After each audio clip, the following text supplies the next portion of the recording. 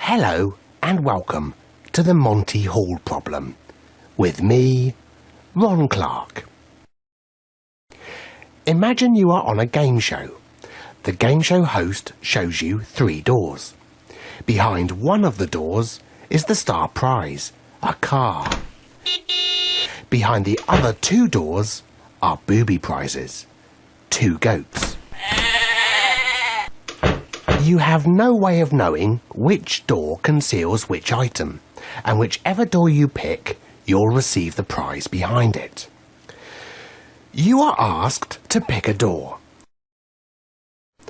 But before it is opened, the game show host opens one of the other 2 doors. Now the host knows where the car is, and he always opens a door to reveal a goat. You are then asked whether you'd like to swap your chosen door for the one remaining closed door. The question is, should you swap? Should you stick with your original choice? Or does it make no difference what you do? Which would give you the greatest chance of winning the car? I'll give you 10 seconds to think about it.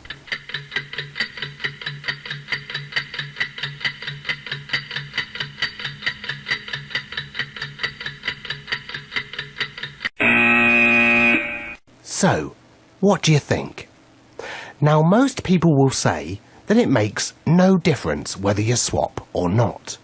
Behind one closed door is a goat, and behind the other closed door is the car.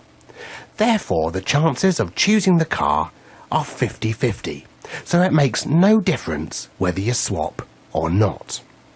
Now, this sounds perfectly sensible. However, it's not correct. The Monty Hall problem is a puzzle about probability. The problem is simple to understand, but the answer is counterintuitive. So what should you do? The answer is you should always swap, as this gives twice the chance of winning the car. Why? Well, there are many different ways to explain why, but perhaps the easiest is to examine what your chances of winning the car are for the 2 strategies, swapping and not swapping. Let's start by looking at what happens if you choose not to swap. At the start of the game, you are asked to pick a door. Since there are 3 doors and only one hides the car, the probability of you picking the car is 1 in 3, or about 33%. And since there are 2 goats, the probability of you picking a goat is 2 in 3, or about 66%. Now, if you don't swap your door, it doesn't matter which other goat door the host opens, because you are sticking with your first choice. And the chance that you've already picked the car is 33%, and the chance that you've already picked a goat is 66%.